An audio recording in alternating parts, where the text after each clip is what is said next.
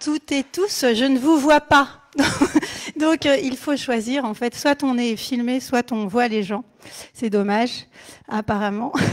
Ben voilà, je suis vraiment très contente de pouvoir présenter cette première table ronde de la série qui va suivre. Pour ceux qui sont là et qui ne connaissent pas le programme, il faut absolument, avant de partir, regarder toutes les conférences qu'il y aura toute la semaine à venir et inviter tous vos amis pour jusqu'à samedi prochain. Donc presque tous les soirs, il y a des conférences. Donc celle-ci porte sur donc les mesures sociales radicales de la commune.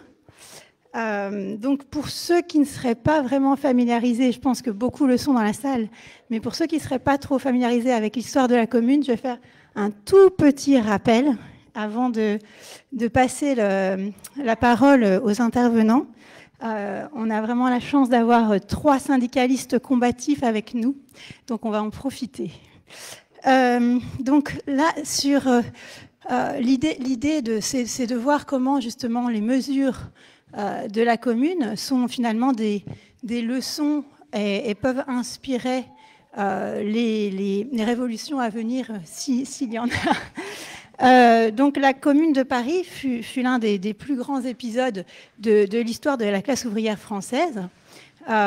Peut-être que vous avez d'ailleurs parcouru l'expo et que vous avez vu déjà les différentes étapes de ces 72 jours. Donc, entre le soulèvement du 18 mars et la semaine sanglante fin mai, toujours de 1871. Donc, Paris fut dirigé par des organes démocratiques des travailleurs. Et c'est justement là toute la spécificité de la commune, c'est cet État ouvrier. Et on en parlera longuement tout à l'heure. Donc, ces organes qui ont tenté de réorganiser la société sur des bases nouvelles, tout à fait nouvelles, et donc révolutionnaires. Et c'est bien les leçons de ces événements qui sont toujours d'une très grande actualité qu'on va essayer de tirer aujourd'hui avec vous. Je vais aussi donc passer en revue très rapidement, grâce à un article écrit en 1911 par Lénine qui fait un topo tout à fait clair sur les mesures radicales de cette commune. Après, Julien nous détaillera les mesures sociales radicales qu'il a détaillées dans un article qu'il a d'ailleurs mis sur la table, si ça vous intéresse. Mais là, plus généralement, il faut voir que malgré donc, la brièveté de l'existence de la commune, on l'a dit, 72 jours, elle a réussi à prendre des mesures qui caractérisent en fait son véritable sens à la fois de démocratie populaire, mais aussi de démocratie communaliste et de démocratie ouvrière. Donc, ces mesures, je vais en citer quelques-unes ici. Donc, c'est évidemment la commune qui remplace l'armée, l'armée permanente, l'armée du peuple. Donc, ça, c'est essentiel, évidemment. La proclamation de la séparation de l'Église et de l'État. Et puis évidemment l'école laïque et gratuite. Donc tout ça, ce sont des mesures qui sont prises très rapidement sur le plan de la démocratie et pour arriver justement à un gouvernement démocratique et prolétarien. Autre chose, il y avait également les fonctionnaires. Les fonctionnaires dont le traitement ne devait pas dépasser le salaire normal d'un ouvrier. Et ils étaient aussi révocables à tout moment. Donc tout ça, c'est des éléments essentiels en fait de cette commune de Paris. Maintenant, sur le plan social, et ça, c'est Julien qui va nous le détailler tout à l'heure. On a un gouvernement ouvrier qui très très vite passe des décrets sur le travail de nuit dans les boulangeries qui est interdit, sur un système des amendes. Donc les amendes des ouvriers sont abolies. C'était un vol généralisé des ouvriers à l'époque. Elles sont abolies donc par décret. Et puis surtout, toutes les fabriques et les ateliers abandonnés par les propriétaires vont être remises aux associations ouvrières qui vont donc reprendre la production. Donc c'est toute la question de l'autogestion qui est alors à l'œuvre. Donc voilà, autant de mesures essentielles à penser encore aujourd'hui. Voilà, maintenant je vous présente nos intervenants qui vont justement parler de toutes ces mesures et surtout de leur actualité. Donc, comme je disais, 3 syndicalistes combatifs. Donc, Julien Doé, à ma droite, qui est secrétaire politique du CEDCA à Liège et qui est aussi historien à l'IHEOS, c'est ça, Institut d'études ouvrières et sociales. Et donc, voilà, qui donc, comme je le disais, a écrit un article récemment dans la revue Les Mondes du Travail, très intéressant, que je vous conseille, La commune et la question du travail, une première expérience d'autogouvernement, à prendre sur la table si vous le souhaitez. Ensuite, on a donc Jalil Bouridan, qui est syndicaliste à la CNE Commerce, permanent à la CNE Commerce, et donc qui va nous faire les ponts aussi avec donc ce que peut drainer tout cet imaginaire révolutionnaire aujourd'hui et aussi en termes de syndicalisme, qu'est-ce qu'on peut en tirer. Et enfin, Stéphane Njalran, c'est comme ça, donc, qui vient de France expressément pour nous et qui est à Sud Solidaire Éducation, qui est en train de fomenter la grève du bac et donc qui est quand même venu nous voir alors qu'il a beaucoup de travail en ce moment à ce niveau-là. Et donc, voilà, donc Stéphane nous parlera plutôt de tout ce qui concerne l'internationalisme et peut-être aussi donc, du réseau solidaire international qui draine encore les valeurs internationalistes de l'AIT, apparemment. Voilà, donc, eh bien, on va commencer donc avec Julien. À toi la parole. Merci, bonsoir. Merci, bonsoir à toutes et tous. Donc, comme ça a été dit, j'ai imprimé une série de textes qui sont sur la table, sinon ils sont accessibles en ligne gratuitement. Et donc, je vais faire une rapide présentation, mais je renvoie vers le texte complet si vous voulez lire le texte exact du décret dont je vais vous parler ou le détail des débats tels qu'ils sont relatés dans le journal officiel de la commune, puisque c'était une des caractéristiques, les débats en étaient publics, même s'ils ont fait des exceptions notables à ce principe de la publicité des débats, mais à une époque comme aujourd'hui où on parle beaucoup de transparence et de publicité des débats, je pense que c'est intéressant de souligner que la commune avait cette volonté de transparence sur les débats en les publiant le lendemain dans le journal officiel pour que ça puisse être vu. Ça a été souligné dans l'introduction, mais quand on parle des mesures sociales de la commune et des mesures au niveau du monde du travail, il faut les mettre dans le cadre plus large de l'ensemble des mesures qui vont être prises par la commune, d'une part, et d'autre part, ce n'est pas le sujet du débat, mais quand même garder toujours en tête que ça ne dure que 72 jours, dont la majorité en état de guerre. Donc ça remet en perspective par rapport à des critiques qui peuvent être faites sur vous n'avez pas fait ceci, vous n'avez pas été jusqu'au bout de, vous auriez pu faire plus. Rappelons-nous que très vite, ils sont dans un état de guerre et donc tout en ayant une ville de grosso modo 2 millions d'habitants à gérer. Hein, puisque la commune, c'est la ville de Paris sous enceinte fortifiée, c'est 2 millions d'habitants, même s'ils sont un peu moins, parce que les bourgeois ont fui la ville, mais ça reste important. Et un des mérites de la commune, et une des choses qu'il faut souligner quand on parle d'autogouvernement populaire et ouvrier de la commune, c'est qu'ils ont réussi à faire tourner les services publics. Je vais le faire avec les mots d'aujourd'hui.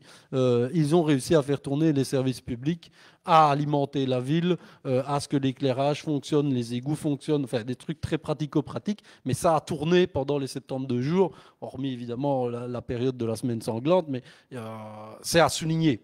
Or, à un moment donné, ceux qui vont organiser les services publics, etc., vont être des gens qu'on fait monter, puisque pour une partie. Donc c'est une des illustrations, pour le faire plus simplement, que la classe ouvrière peut s'auto-organiser, peut faire fonctionner les services, puisqu'elle sait comment ça fonctionne, puisque c'est elle qui les fait fonctionner. Et donc il n'y a pas besoin de gens au-dessus pour leur expliquer comment faire les choses. Les travailleurs des services publics de la commune, ben, ils savaient comment il fallait allumer les lampadaires, et donc ils savaient continuer à allumer les lampadaires, pour le faire avec un exemple très pratico-pratique pour me faire comprendre.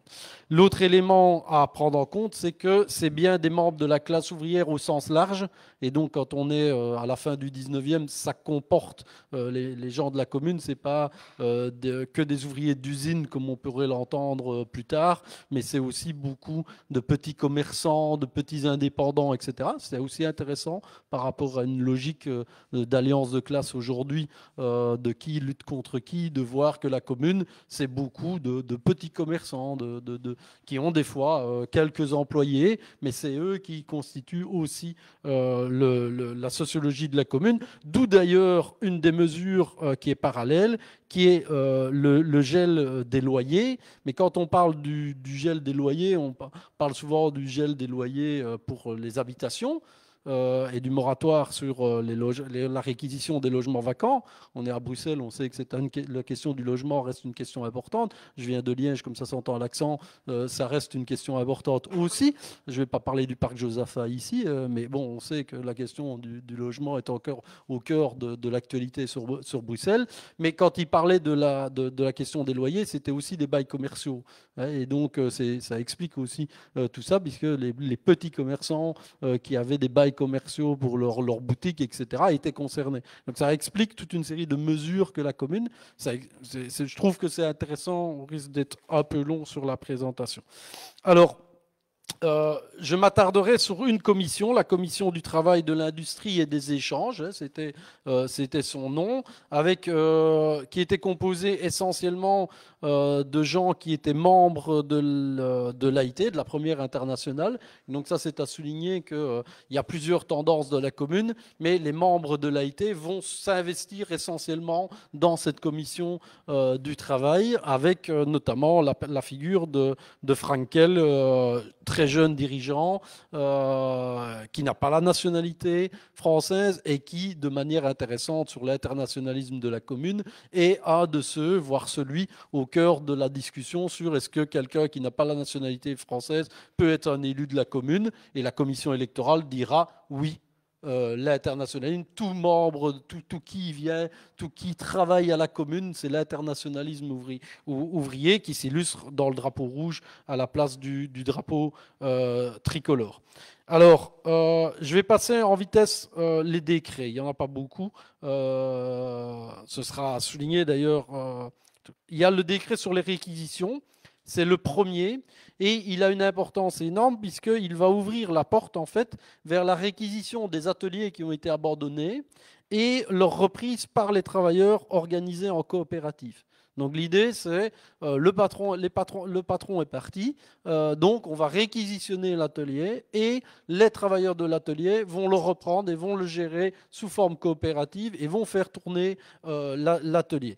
Alors ce qui est intéressant dans les débats de la commune, et on l'oublie des fois ou volontairement ou involontairement, certains à gauche l'oublient volontairement, c'est que la commune indemnisé. Donc il y a toute une logique de la commune d'un souci de la légalité. Ils font des élections très vite parce qu'ils tiennent à la légalité et tous leurs décrets sont marqués aussi par ce souci à un moment donné de ne pas porter le flanc à une certaine critique. Et donc la réquisition des ateliers n'est pas une expropriation avec une nationalisation, pour utiliser les termes par rapport aujourd'hui.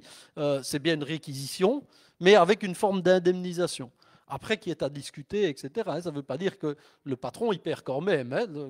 Je ne nie pas la portée sociale quand je dis ça, mais je trouve que c'était intéressant à mettre dans le débat par rapport à des débats aujourd'hui sur comment est-ce qu'on reprend à un moment donné une usine, est-ce qu'on la réquisitionne, nationalise, ou est-ce qu'on indemnise, comment est-ce qu'on indemnise, montant de l'indemnisation, qui décide. Dans le discours tantôt, on a cité les 1336. dans une mission syndicale d'études sur la reprise par les travailleurs sous forme coopérative de leur outil de travail dans laquelle j'avais participé. On a visité les 1336. Ben, il y a eu tout un débat sur comment est-ce qu'ils reprenaient, comment est-ce que la multinationale Nestlé qui était propriétaire leur laissait, qu'est-ce qu'elle leur laissait, comment c'était, voilà. Donc il y a toute une histoire dans un combat de ce type-là pour mettre le lien par rapport à ça. Donc, il y a cette réquisition, et ce qui est intéressant, c'est que la manière dont on va gérer alors les ateliers qu'on réquisitionne en autogestion ou en coopérative est fait en lien avec les chambres syndicales. En gros, les syndicats. On parlait de chambres syndicales à l'époque, aujourd'hui on parlerait de syndicats, mais donc ils sont impliqués directement dans le processus. On tient à ce qu'ils soient impliqués dedans. Pareil, j'en toucherai un mot rapide en propre, mais les femmes notamment vont jouer un grand rôle dans cette question de lien, de quel atelier a été abandonné, où est-ce qu'il y aurait du travail, où est-ce qu'on pourrait remettre. Donc il y a cet aspect-là. Il y a un deuxième aspect, un deuxième décret qui est la fin du travail de nuit dans les boulangeries. Et à nouveau, c'est intéressant de voir que ça ne vient pas de nulle part. Ce n'est pas les gens de la commune, les citoyens et les citoyennes, parce que c'était comme ça qu'ils s'intitulaient, soit de citoyens, soit de citoyennes, soit de communeux ou communeuses. Communard, c'est le terme de l'adversaire, qui va être repris après comme on reprend l'insulte et on la valorise, mais quand on utilise le terme communard, il faut savoir qu'on utilise le terme des Versaillais. Eux-mêmes s'intitulaient surtout citoyens et citoyennes en référence à la Révolution française et communeux ou communeuses à d'autres moments. Mais donc ce qui est important, c'est que c'est une revendication de longue date des travailleurs du secteur.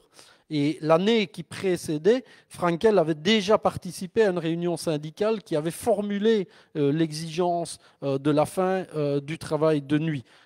Et donc le décret ne vient pas de nulle part. Ça, je pense que c'est important aussi de voir que les mesures sociales que prend la commune, c'est pas le matin quand ils se sont levés et qu'ils se sont dit. Non, c'est une réalité qui vit depuis des années et qu'ils concrétisent quand ils arrivent au pouvoir avec l'appui des travailleurs et des travailleuses qui sont impliqués dans le mouvement.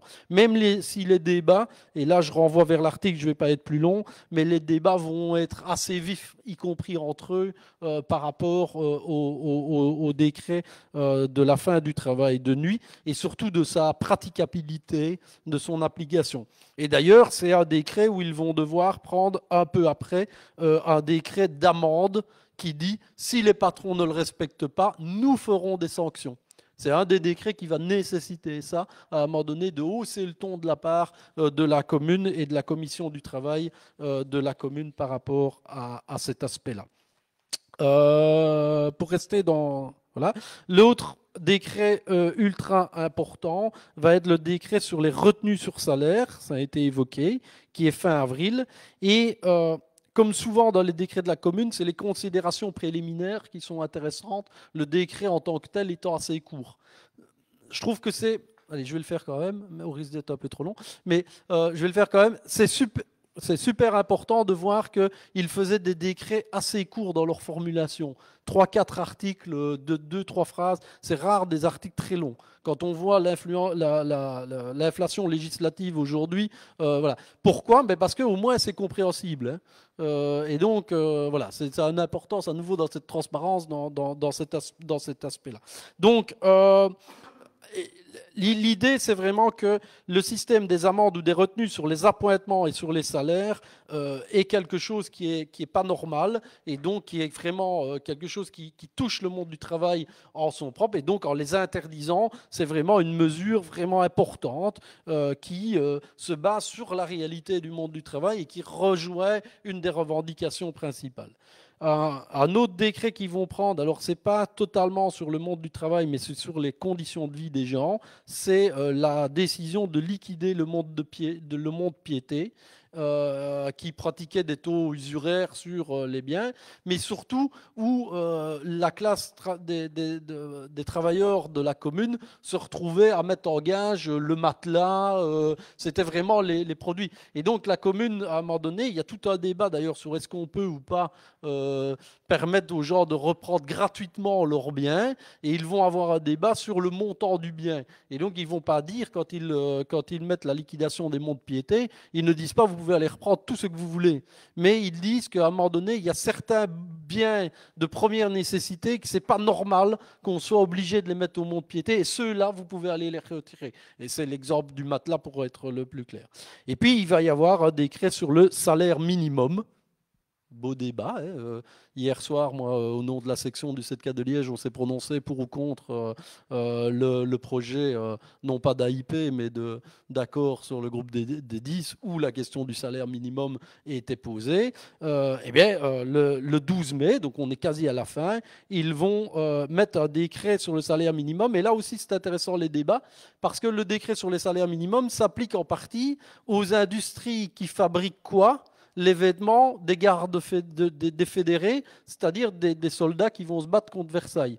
Et ils constatent à un moment donné que pour habiller tout le monde, ils pratiquent des prix de production qui sont inférieurs. Et donc non. Et donc à un moment donné, au nom des principes, il faut payer les gens correctement. Donc oui, on doit mettre un salaire minimum, même si potentiellement, ça peut nous poser des problèmes sur l'approvisionnement. Et c'est intéressant de voir qu'il y avait ce débat de la théorie et la pratique, et comment est-ce qu'une mesure qu'on prend a des impacts sur notre combat, mais combien on la prend quand même, parce qu'à un moment donné, ou pas, il va y avoir, mais combien on la prend parce que ça amène quelque chose.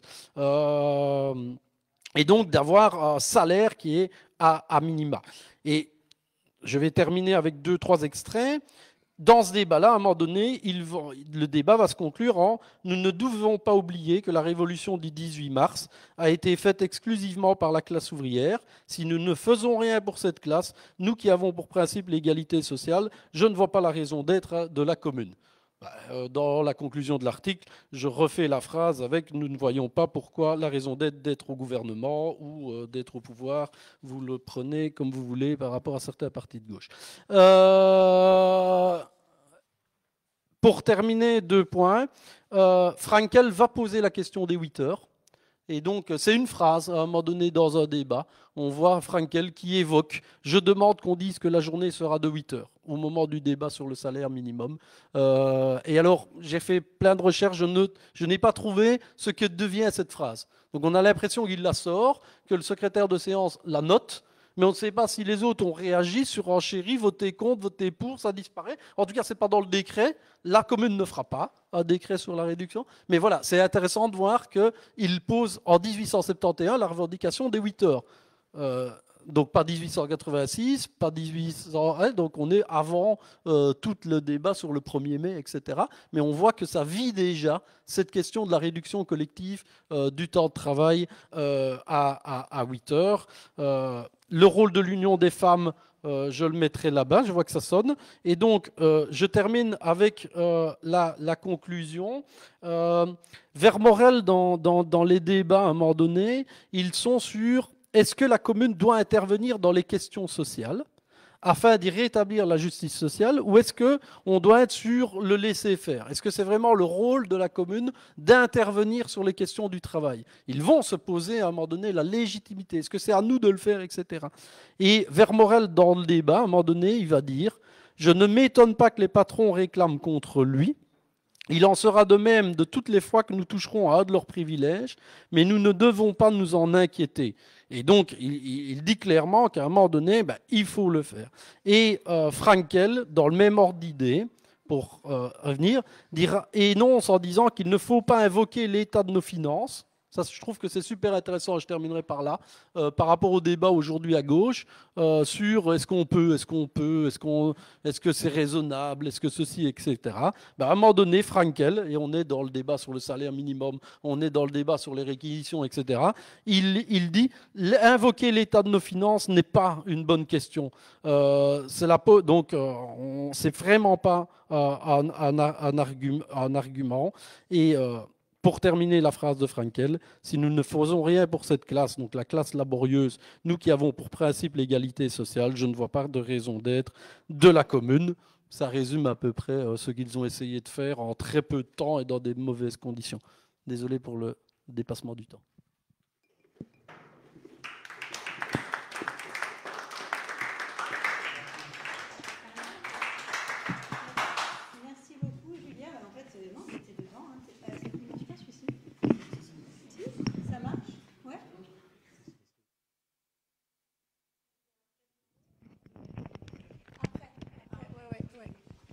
Ça marche? Oui, voilà. C'est bon celui-là. Oui, donc merci Julien pour cette synthèse très claire des différents décrets. Et donc je pense que justement cette commune qui a débattu de la question du travail, de la propriété privée, d'une rémunération équitable ou juste, etc. est en effet vraiment d'actualité. Je pense que Jalil va continuer maintenant en nous expliquant aussi un petit peu le rapport et les ponts qu'il peut faire avec le syndicalisme actuel. Allô, allô, ça marche? Ouais. Je suis désolé, j'ai encore une petite toux, j'étais malade, donc elle n'est pas partie, donc si ça coupe à cause de ça, je suis désolé. Moi, je vais pas rentrer dans les détails, et je ne suis pas un grand spécialiste de la commune, je le connais comme pas mal de camarades, mais moi, je voulais surtout faire le lien avec 2-3 questions qui m'interpellaient aujourd'hui. Je pense que ça permettra d'alimenter le débat, parce que vous savez qu'à gauche, on ne fait pas des commémorations, hein. On essaie de réinventer les luttes qu'on a connues et essayer de les analyser au plus près. Et donc moi, c'était un peu ça. Moi, j'ai 3-4 sujets sur lesquels j'aimerais bien discuter avec vous et approfondir le débat, et qui me semble qu'à la commune, nous le montre et le montre assez en valeur. La première chose, et je pense qu'il était impossible de discuter de la commune, et c'est avec ça que je voulais commencer ce soir sans en parler, c'est évidemment la lutte des femmes. Dans la commune a pris une importance fondamentale, et aujourd'hui, on peut mettre ça en lumière, comme l'a dit la camarade juste avant. Je travaille dans la grande distribution, donc j'ai la chance de m'occuper des équipes syndicales qui bossent dans des entreprises comme Zara, H&M, etc. Donc vous voyez qu'en termes de public précarisé, humilié au quotidien, travail de nuit, travail tard, travail le soir, travail le matin, travail du dimanche pour des salaires minimums et 75% de temps partiel, on est dans des secteurs extrêmement durs. La crise du Covid, vous vous souvenez, on a souvent parlé de ce que c'était les métiers essentiels ou non. On a remarqué qu'en fait, quand les métiers essentiels ont fonctionné, c'était majoritairement des métiers précarisés. Et la deuxième chose qu'on a remarqué, c'est que dans ces métiers-là, c'était majoritairement des femmes. Ah ben moi, au contact de ces femmes au quotidien, de ces travailleuses d'H&M en lutte, de chez Zara, de chez Primark aussi, oui, franchement, j'ai que des bonnes marques, hein, j'ai que des bonnes entreprises. En fait, je me rends compte en le disant, quel truc bien sympa. En fait, je remarque que beaucoup de militantes aujourd'hui, et c'est ça qui me semble assez important, se battent non pas simplement par solidarité ou même pas par colère, c'est vraiment, on sent de la hargne dans le ventre. On sent le poids de l'histoire sur les femmes. Moi, je le vois bien chez les travailleuses de Zara, et qu'à partir du moment où elles rentrent en lutte, ou à partir du moment où en fait, elles se rendent compte qu'elles ont la possibilité de passer par leur employeur, de parler à leurs collègues, d'organiser des assemblées du personnel, etc. En fait, à partir du moment où ils se rendent compte qu'ils ont un pouvoir collectif, on voit que ça se dédouble, ça se triple la colère, beaucoup plus que les militants hommes que j'ai. Et donc, moi, je suis assez convaincu, et ça, c'est un débat qu'on pourra justement avoir après. On ne le sait jamais, hein, la Commune de Paris est partie comme ça, en tout cas avec l'histoire des canons, etc., etc. On sait que mai 68, c'est la même chose, on sait que la grève de 36 et tout. On ne sait jamais ce qui déclenche des luttes et des gros mouvements et des révolutions. Moi, je pourrais mettre mon petit doigt que c'est un mouvement fait d'abord les femmes, et je pense que c'est un secteur très féminin qui va lancer la prochaine lutte. Voilà. Ça, c'est mon ressenti. Après, ça, c'était le premier point. Le deuxième point que je voulais parler avec vous, et je pense que c'est important aussi, c'est, moi, je suis convaincu, et c'est pour ça que je suis syndicaliste, qu'on parle beaucoup dans la commune de l'auto-organisation des travailleuses et des travailleurs, de la classe ouvrière. Je pense que le syndicat reste, en tout cas par rapport aux travailleuses et travailleuses en entreprise, le meilleur lieu pour s'organiser, apprendre la lutte, etc. C'est pas pour ça que les syndicats n'ont pas plein de défauts. Hein, soyons clairs entre nous, aujourd'hui. Et la Commune de Paris nous permet d'éclairer tout ça. Et je pense que si on regarde la Commune de Paris, et on peut en discuter entre nous, de savoir qu'est-ce qu'elle éclaire, je pense qu'elle éclaire pas mal de choses. Elle nous permettrait, par exemple, de discuter qu'est-ce que c'est qu'un mandat de négociation. On est en train de parler de l'AIP. Avec quel mandat nos nationaux vont discuter avec le gouvernement et la fédération patronale? Mandat impérieux, pas mandat impérieux, etc., etc. Ça, c'est un élément. Deuxième élément, est-ce que dans la lutte aujourd'hui, est-ce que la forme de syndicalisme aujourd'hui, c'est le plus important d'être à la table de négociation, ou bien qu'est-ce qu'on y fait?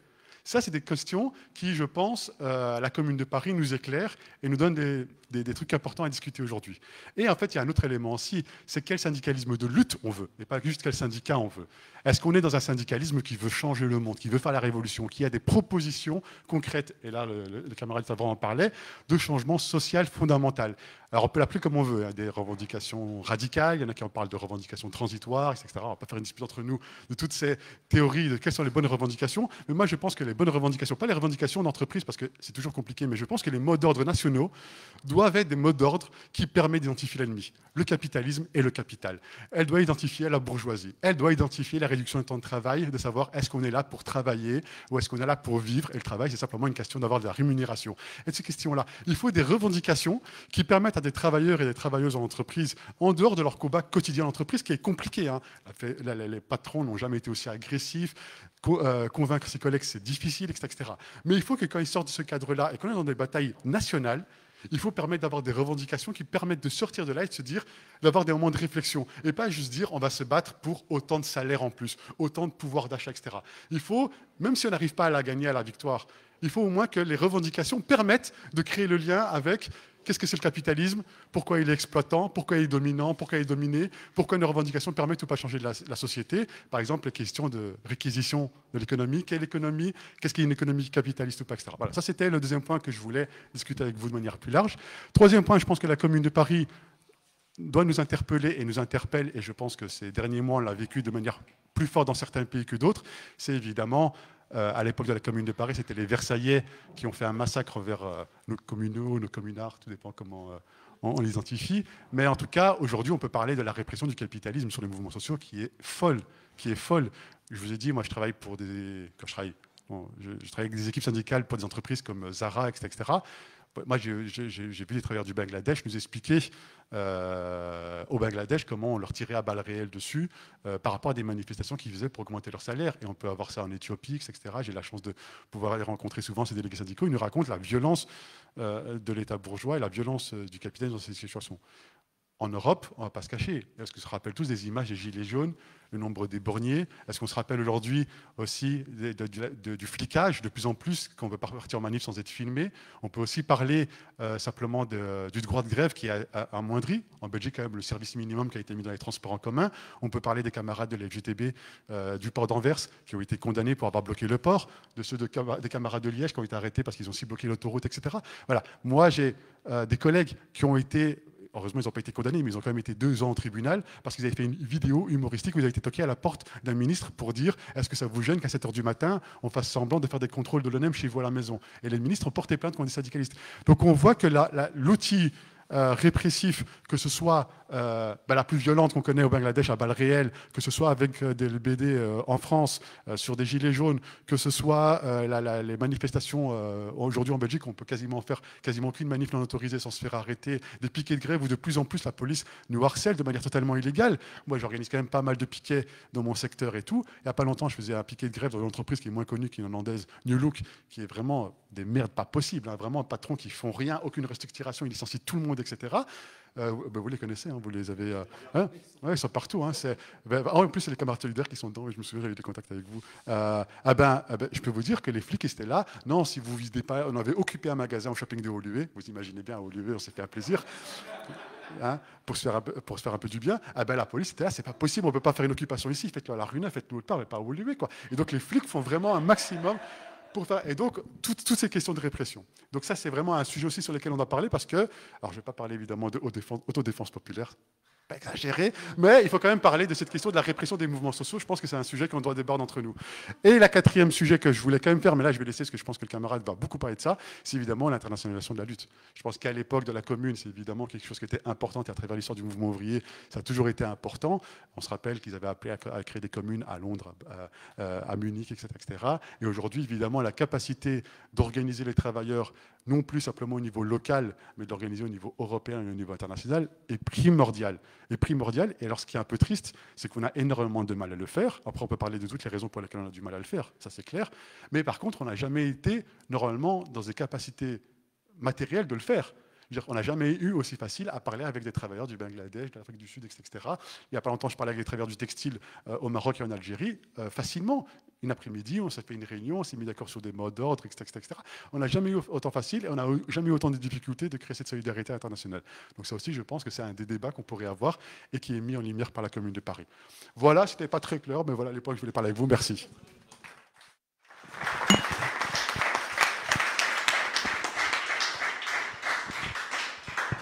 Merci beaucoup, Jalil, et merci d'être venu, même malade. C'est vraiment super. Et donc, du coup, oui, sur le syndicalisme, on en parlera tout à l'heure. On va relancer le débat aussi sur cette question. Syndicalisme de lutte, syndicalisme révolutionnaire. En Belgique, existe-t-il? C'est une... En France, on ne sait pas. Solidaire, peut-être? La question est plus compliquée que ça. Bon, d'abord, je voulais remercier Anne Le Gréséat et tous les participants et invitants à cette réunion. Je suis ravi de venir ici chez mes voisins, camarades et amis belges pour cette soirée. Ça fait du bien de fêter aussi la commune ici, et je tenais à le dire. Alors, on m'a donné un devoir, hein. Anne m'a demandé de travailler sur les rapports entre la commune et le syndicalisme international ou internationaliste. C'était pas évident parce que il y a un certain nombre de choses qui se dessinent dans la commune qu'on peut considérer comme des éléments de l'internationalisme naissant à l'époque et d'autres éléments qui, du point de vue de ce qu'on pourrait considérer comme un internationalisme aujourd'hui, je parle de la question coloniale par exemple, sont beaucoup plus complexes et beaucoup moins évident. On peut remarquer que la commune a vraiment le statut d'une expérience marquante, voire structurante dans le syndicalisme, même dans des branches du syndicalisme qui ont dévié vers autre chose plus tard, mais qui restait un élément de référence. Je voudrais juste commencer par lire un décret du 31 mars 1871 qui pose la commune comme république universelle. C'est ça qui m'intéressait. Que signifie la république universelle?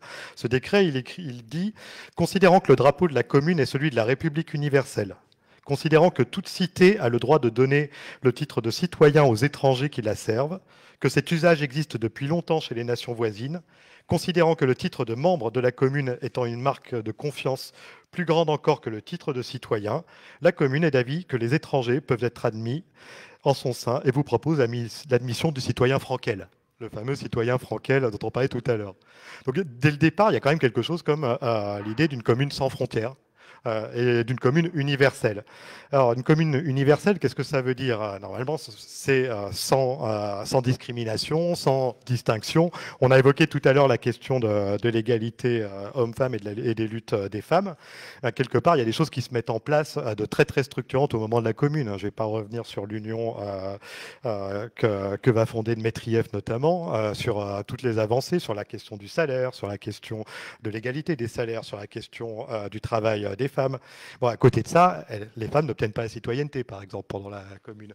Il y a des choses qui sont vraiment des avancées, et puis d'autres, on est encore un petit peu dans, je ne sais pas s'il faut dire l'esprit de l'époque ou un contexte historique qui explique que des choses sont pas possibles à un moment. Dans cet internationalisme aussi qu'on peut lire, on peut rappeler qu'effectivement, il y a eu beaucoup de membres de la première internationale, de l'AIT, qui ont contribué au fonctionnement de la commune, qui ont contribué largement au combat, qui sont morts sur les barricades et qui ont été exécutés, déportés, etc. Les étrangers étaient nombreux et nombreuses et ont eu un rôle important. Ça montre quelque part que la conception, je ne sais pas si on doit dire la conception de la citoyenneté ou la conception des liens entre les êtres humains, il y a quelque chose qui est très intéressant, qui se met en place concrètement, j'insiste, parce que il y avait les discours de l'AIT jusque-là, il y avait des prises d'opposition, des débats, des conceptions différentes, mais il y a quelque chose ici, il y a ce qui est plus qu'un frémissement. Qu'est-ce qu'on peut encore dire sur l'aspect international de la commune? On peut aussi parler de la question, enfin, c'est pas directement lié, mais ça l'est quand même, la question du travail. Alors, je ne vais pas revenir sur ce que tu as très bien exposé tout à l'heure sur les discussions, sur la question du travail de nuit des boulangers, mais c'est aussi la question sociale, l'approche sociale du travail, elle fait irruption sur la scène politique, sur la scène publique, et Et ça aussi, c'est quelque chose d'intéressant parce que, tu l'as bien dit, vous l'avez bien dit tous les deux, il y a des choses qui ne sont pas tranchées, qui ne seront pas tranchées. Si je me souviens bien, les débats pour les boulangers vont porter sur la journée de 11 heures. Alors, 11 heures, ça nous paraît effarant à nous, mais c'était déjà conçu comme une avancée à l'époque. Les 8 heures, bon. Alors, ce qui est intéressant, je ne savais pas que Frankel avait mentionné les 8 heures. Ça, c'est très intéressant de voir qu'il y a une idée qui surgit là et puis qui reviendra beaucoup plus tard. Ça, c'est vraiment un aspect intéressant. La République universelle, je disais tout à l'heure, et puis après je passerai peut-être à des considérations plus contemporaines, la République universelle, quand même, elle oublie un petit peu cet aspect que va malheureusement porter et supporter une partie des socialistes de l'époque, à savoir une forme de justification du colonialisme. On sait que les pays civilisés vont apporter la culture, etc., et toutes ces conneries qu'on racontait déjà à l'époque aux pays non civilisés, la révolution, la liberté, etc., ce qui étaient des contresens majeurs. Mais quand on voit certains écrits, je passe sur les détails, je vous reparlerai tout à l'heure d'une revue qu'on a publiée où il y a des articles de mes camarades sur ces aspects de la question. Mais quand on voit ce que disent certains communards sur la révolte en Kabylie à la même période, ou sans parler des Kanaks, c'est un peu décevant. Certains, alors ce qui est intéressant aussi, mais c'est là que peut-être des choses se jouent, certains vont soutenir, certains vont avoir des propos très explicites, et d'autres restent dans ce discours des Lumières civilisatrices, etc. Alors, je ne vais pas refaire non plus ici, c'est pas l'intérêt, c'est pas l'objet, l'histoire du syndicalisme international. On sait qu'il y a eu scission internationale, qu'il y a eu plusieurs internationales, que aujourd'hui le syndicalisme international prend des visages et des formes très très diverses et très variées, avec tous les spectres, des spectres qui sont le moins de lutte à des spectres qui sont sans doute un peu plus de lutte, en tout cas qui s'efforcent de l'être. Bon, on sait qu'il y a des confédérations, de grandes confédérations, des fédérations qui existent comme la CSI, comme la FSM, la CSE, Confédération syndicale internationale européenne, la Fédération syndicale mondiale. Et puis à côté, ce dont je vais surtout parler moi ici, et à côté, il y a de très nombreux réseaux internationaux qui existent et à différents niveaux et qui se croisent. Notre hypothèse de départ, de travail à Solidaire, c'est que plutôt qu'essayer de créer une nouvelle ou énième internationale ou de vouloir concurrencer ce qui serait ridicule, impossible, vu notre taille, notre poids notamment, et puis est-ce que ça aurait un sens de vouloir créer une autre fédération internationale, on s'est dit que le mieux, c'était peut-être d'essayer de s'efforcer modestement de créer des réseaux de réseaux au niveau international, de connecter les réseaux qui existent déjà et de construire des choses plus informelles, c'est le propre de la forme réticulaire, c'est plus souple, mais qui permettent les véritables mises en relation. Alors, ça fait des années qu'on travaille à ça, qu'on a rencontré un certain nombre de nos camarades belges d'ailleurs à différents moments dans la construction de cet internationalisme-là. Et en 2013, avec nos camarades de la CGT d'Espagne et nos camarades de CSP Conlutas, on a créé ce qu'on a appelé le réseau syndical international de solidarité et de lutte.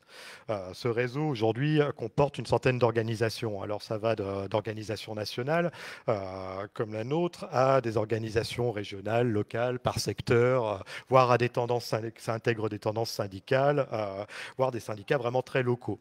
Une centaine d'organisations aujourd'hui. Quel est le but de ce réseau? Le premier but, c'est l'information et la diffusion des informations. L'information, c'est la connaissance des législations, de la réalité du travail social dans les autres pays. Il faut être clair, on n'y connaît pas grand-chose. Et dans nos syndicats, on n'a pas forcément le temps de former à ça. C'est une chose qui a à construire. Et ça fait partie, de mon point de vue, en tout cas, de l'éducation ou de la formation populaire dans nos organisations et des choses à promouvoir. Il faut trouver le temps, c'est pas évident. La circulation des informations, ça devient aussi primordial en matière de solidarité internationale. Le nombre de fois où on a été sollicité et où on a sollicité, j'insiste parce que ça va dans les deux sens, c'est pas quelque chose qui doit être unilatéral, mais le nombre de fois où on a été sollicité pour des communiqués, pour faire la lumière sur des situations qui étaient absolument catastrophiques dans certains pays. Je pense à l'Algérie récemment et à très très dure répression que subissent des hiéarchistes et des camarades syndicalistes, notamment de la Confédération générale algérienne des travailleurs autonomes, qui sont menacés d'emprisonnement pour terrorisme. Ça veut dire aussi la peine de mort. Enfin, ce genre de choses, elles ont besoin de sortir du pays. On ne va pas résoudre la question, mais par contre, ces régimes détestent qu'on parle de ce genre de choses. Donc ça peut au moins freiner les procédures, ça peut au moins limiter les peines. C'est toujours ça de gagner pour les camarades. Ça peut être aussi faire pression sur des multinationales. La circulation d'informations, pour vous donner un autre exemple concret, on a travaillé avec une ONG qui s'appelle, enfin, a été contacté par une ONG qui travaille aussi avec le syndicat hongkongais HKCTU, qui s'appelle SACOM et qui travaille sur les usines de Shenzhen Apple. Ils ont fait une campagne sur le non-paiement des heures supplémentaires pléthoriques d'étudiants qu'ils employaient, sous-payés en plus, au contact de produits toxiques, enfin la totale. Enfin, on connaît ça dans beaucoup de multinationales. Et à Shenzhen, en Chine en particulier, c'est la réalité quotidienne du travail de travailleurs et de travailleuses. Donc on a repris cette campagne, on l'a diffusée avec des organisations amies, on a essayé d'organiser, encore une fois modestement, on ne fait pas la révolution là, mais on fait des petites choses qui peuvent aider. On a organisé des rassemblements devant les Apple Store à Paris ou ailleurs. On a essayé de faire un petit peu de buzz médiatique. Et 3 jours après, dans The Guardian, qui est quand même un journal assez lu dans le monde, il y avait une annonce d'Apple qui disait ignorer le non-paiement des heures supplémentaires, blabla. Bien sûr qu'ils n'ignoraient pas. Mais bon, on sait pourquoi ils ont annoncé ça. Dans un autre ordre d'idée, on essaye aussi de fédérer, quand je disais des réseaux de réseaux, en ce moment on est en train de travailler sur le réseau international Amazon. Alors, vous avez peut-être entendu parler de la bataille à Amazon, que mon syndicat Sud d'Amazon, qui est le premier dans la boîte, a mené, mais a très rapidement mené aussi avec la CGT et d'autres syndicats de la boîte. Aujourd'hui, ce que nous, on a vécu en France l'année dernière dans les entrepôts d'Amazon, les Américains l'ont vécu, les Polonais, les Allemands l'ont vécu aussi à d'autres niveaux. Et cette bataille, quand on a gagné au tribunal, ce qui a forcé Amazon à fermer en avril dernier, quand on l'a gagné, on a eu par exemple des contacts de syndicalistes de l'entrepôt de Chicago qui cherchaient à connaître les arguments juridiques, à savoir comment on avait monté le dossier, comment ça s'était mobilisé dans les boîtes aussi, parce que je le dis, on a été au tribunal, mais avant il y a eu des mobilisations. L'action juridique était un prolongement des actions dans les boîtes, pour essayer de faire un petit peu comme on avait essayé de le faire. Et on a eu du coup, après ça, un certain nombre de rencontres internationales. La dernière a eu lieu à Lille, justement en septembre dernier, où le réseau Amazon Worker Internationals s'est réuni, en partie en distanciel avec le Covid, mais on parlait beaucoup aussi des stratégies communes dans les boîtes. Alors c'était intéressant aussi parce que, pour vous donner vraiment un exemple concret, les travailleurs allemands et les travailleurs polonais sont mis en concurrence par Amazon. Quand ils font grève en Allemagne, on augmente le débit, on augmente la productivité, les trucs dans les entrepôts d'Amazon en Pologne. Et c'est pratique en plus parce qu'on les paye moins cher.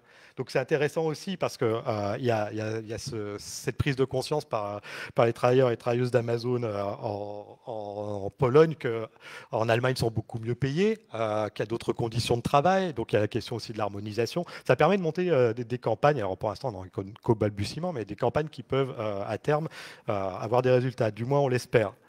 Alors, pour finir, à terme aussi, on pourrait se dire, quid de la grève générale internationale reconductible, celle à laquelle on aspire de tous nos voeux dans le syndicalisme de lutte.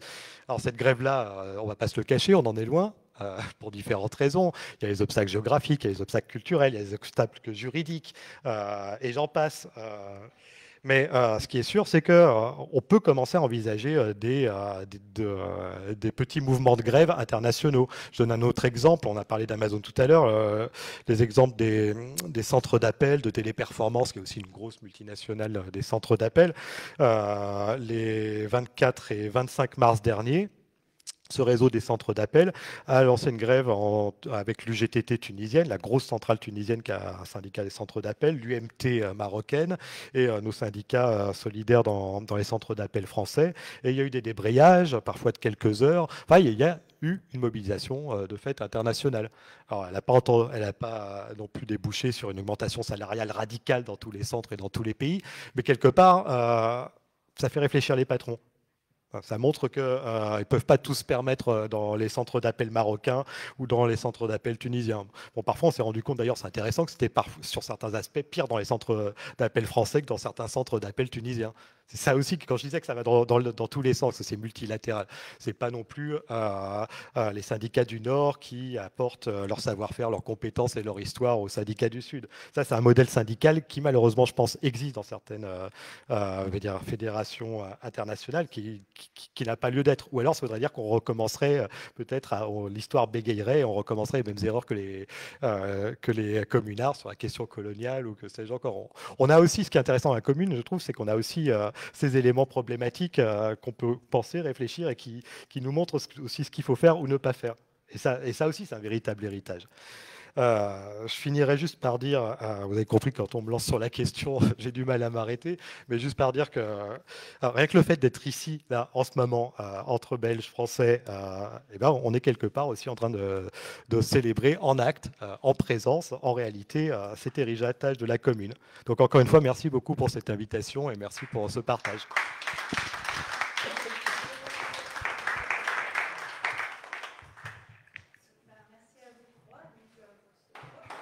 Toujours pas. Oui, c'est mieux. Ok, super. Ben, merci à vous trois donc, pour donc, ce rappel historique pour Julien. Ce qui vous relie, évidemment, c'est le syndicalisme, mais de manière différente. Moi, je pense que je vais de toute façon vous laisser la parole la parole à la salle, hein, mais juste une petite réaction par rapport à vos différentes interventions sur les questions syndicales. Justement, Julien, tu parlais des chambres syndicales et donc des associations ouvrières qui avaient été impulsées par l'AIT, mais justement, en fait, on n'était pas encore dans le syndicalisme d'aujourd'hui, hein, et ça, c'est une vraie question qui s'est depuis fortement institutionnalisée et qui est ce qu'il est, avec ce qu'il peut faire de misérable aujourd'hui avec l'AIP en Belgique, par exemple. Donc voilà, c'est quand même important. Tu rappelais, Jalil, que oui, les organisations syndicales sont des lieux essentiels de lutte, mais tu posais quand même la question de quel mandat, pourquoi la négociation à tout prix, et c'est ce qui se passe aujourd'hui. Donc voilà, il y a une vraie question sur le syndicalisme de lutte, parce qu'on en parle, mais où est-il? Et donc... oui, chez Solidaire, qui est quand même aussi un syndicat très intéressant, mais très minoritaire en France, on sait très bien qu'il y a des grosses difficultés avec la CGT, la CFDT, qui sont sur d'autres... Enfin, surtout la CFDT, bien sûr, mais quand même une partie de la CGT parfois aussi, sur les Gilets jaunes, par exemple. C'est pas toujours simple. Mais donc, une question qui peut se poser, c'est justement, et c'est est-ce que réellement il existe aujourd'hui un syndicalisme révolutionnaire? Enfin voilà, ça ce serait ma question, mais vous pourrez y répondre avec les autres les autres questions qui peuvent apparaître dans la salle.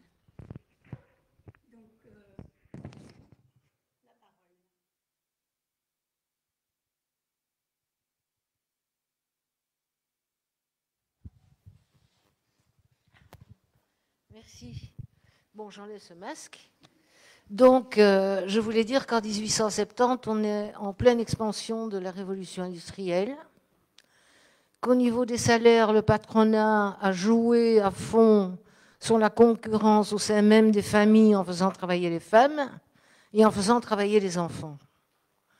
Le fait de faire travailler les femmes, évidemment, diminuait le salaire des hommes. Et le fait de travailler les enfants... Alors là, c'était la totale. Donc, je ne sais pas si la commune a eu le temps de prendre des mesures. J'ai regardé sur Internet, mais on n'a pas d'accès ici sur Internet, parce qu'en Belgique, je pense que c'est dans ces environs 1870-1872 qu'on a interdit le travail des enfants en dessous de 14 ans. Je ne sais pas si la commune a pris des mesures à ce moment-là, a eu le temps.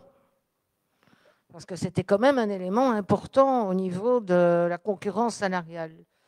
Et d'autre part, sur la Belgique, il faut sortir de l'angélisme de penser que le syndicalisme est venu des ouvriers. C'est mitigé. Il fallait au patronat, qui était avec une option libérale comme Solvay, le Val-Saint-Lambert et compagnie. Il leur fallait des interlocuteurs parce qu'il y a eu des révoltes en Belgique et ils ne s'en sortaient pas. Donc à partir du moment où il y avait un interlocuteur concentré, ils ont accepté. Évidemment, ça leur est revenu, le backlash leur est retourné dans la pomme. Ils ne s'attendaient pas, évidemment, à ce que les syndicats deviennent la parole des ouvriers. Ils s'attendaient à ce que le syndicat soit un interlocuteur consensuel, et voilà. Voilà, c'est ce que je voulais dire.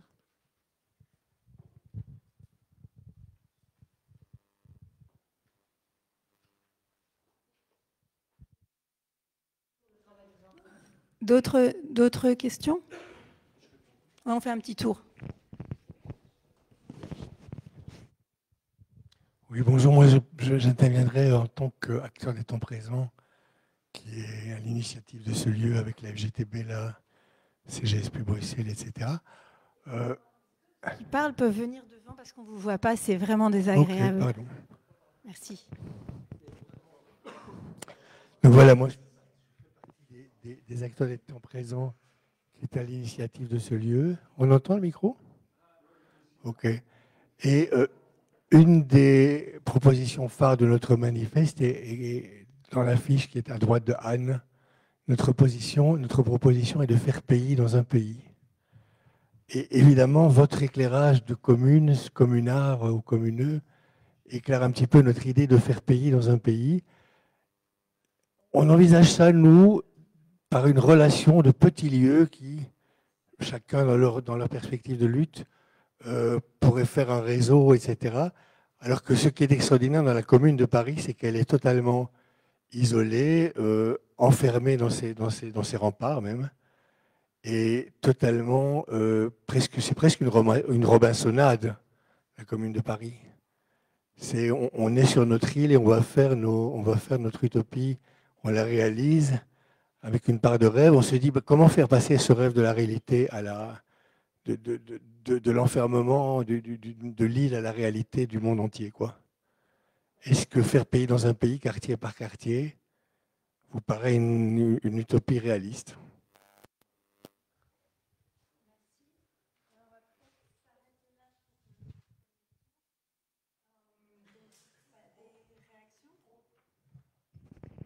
Quelqu'un oui.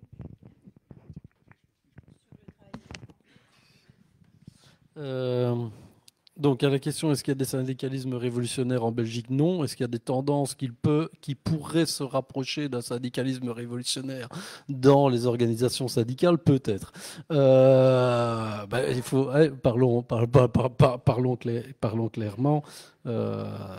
Voilà, ça c'est sur cet aspect-là. Sur le travail des enfants. Alors le travail des enfants, j'ai pas vraiment trouvé, c'est pas une des questions, c'est un des points qu'il faudra que je recreuse au niveau de la commune de Paris. Je n'ai pas vu passer, en tout cas de la commission du travail, des décrets autour du travail des enfants qui apparaissent comme quoi les interdisant. L'interdiction en Belgique, c'est 1914 avec l'instruction obligatoire, hein, on est déjà tard. Et il faut toujours bien avoir en tête que l'interdiction du travail des enfants est toujours parallèle à une augmentation des salaires des travailleurs. Pourquoi? Parce que si vous n'augmentez pas en parallèle le salaire des travailleurs, forcément, si vous retirez le salaire qu'amène, le salaire qu'amène l'enfant dans la famille, vous plongez les gens encore plus dans la pauvreté. Et donc, une interdiction du travail des enfants doit toujours se faire à partir du moment où vous haussez aussi les conditions salariales des autres. Et sur le travail des femmes et des enfants, les premiers débuts d'interdiction, c'est 1889 en Belgique, et c'est suite à la révolte de 1886, qui est une révolte en lien avec la Commune de Paris, puisqu'elle se déclenche lors d'un meeting anarchiste du 15e anniversaire, meeting qui a lieu à Liège. Dernière réaction par rapport à la naissance des syndicats me permettrait d'être en contradiction, que certains patrons aient vu l'opportunité de faire des organisations syndicales qui étaient présentes chez eux, des interlocuteurs pour calmer le jeu, oui. Dire que c'est les patrons qui ont créé le syndicalisme, non. Ou alors le syndicalisme jaune, mais on ne parle pas de la même chose. Les syndicats maison, etc., mais on parle, enfin, pour peu qu'on puisse les qualifier de syndicats. Mais le syndicalisme naît clairement de la base, avec des bourgeois qui y participent, mais naît de la classe ouvrière. Par contre, qu'à un moment donné, face à la pression, certains patrons plus progressistes, voire pas progressistes du tout, mais plus intelligents tactiquement, se rendent compte qu'ils ont tout intérêt à accepter le fait syndical, à en faire un interlocuteur pour garantir une paix sociale et arriver à un compromis qui sera plus favorable à eux qu'un climat d'agitation sociale, c'est le pacte, notamment c'est le pacte social de 44-45 qui donne naissance à la Sécu. Et c'est un des aspects aujourd'hui, alors, pour en revenir à ce qui a été dit par les deux camarades après moi, c'est un des aspects fondamentaux, c'est que le pacte social est basé sur on redistribue les richesses et en échange on a la paix sociale. C'est une équation. Alors, moi je suis nul en maths, mais une équation, j'ai retenu que quand on changeait un des deux aspects de l'égalité, il fallait changer l'autre pour revenir à égalité. Aujourd'hui, la redistribution des richesses ne se faisant plus, à mon sens, le côté paix sociale ne devrait plus être respecté. Mais c'est tout à fait un avis de moi. Ce n'est pas forcément l'avis ni de l'organisation de mon camarade, ni du mien. Et on le voit bien dans le débat dans lequel on est aujourd'hui, sur lequel d'ailleurs les organisations syndicales ne se prononcent que mardi. Et j'ai déjà dit que ma section s'était prononcée hier. Je ne donnerai pas le résultat du vote de la section puisque ce sera mardi qui sera connu. Mais grosso modo, c'est quand même un accord de merde.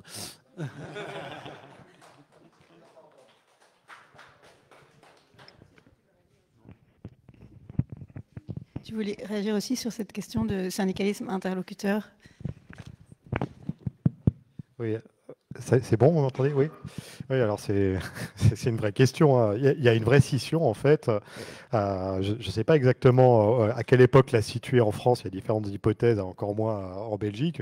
Mais entre le syndicalisme révolutionnaire et le syndicalisme, on va dire, réformiste, enfin nous, comme on l'appelle, clairement, il y a sa structure et ça scinde le paysage. Après, je vais être clair aussi, même dans mon organisation, il y a des syndicats qui ne veulent pas entendre d'être taxés de syndicats révolutionnaires et d'autres qui l'ont inscrit dans leur statut pour montrer que les choses, elles sont à nuancer. Donc en gros, en France, la situation est laquelle hein, depuis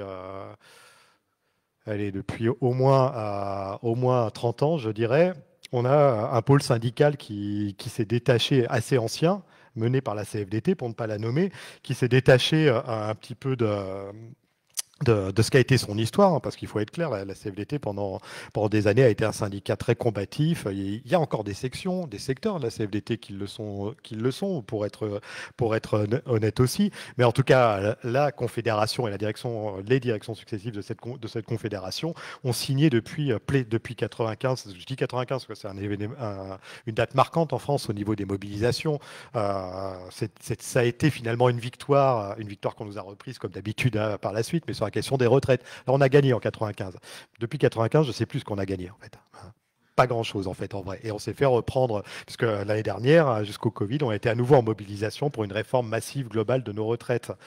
Donc la CFDT en est venue, effectivement, à aménager, réformer sur les côtés, on va dire, certains aspects de ces réformes, mais accepter le gros de ces réformes.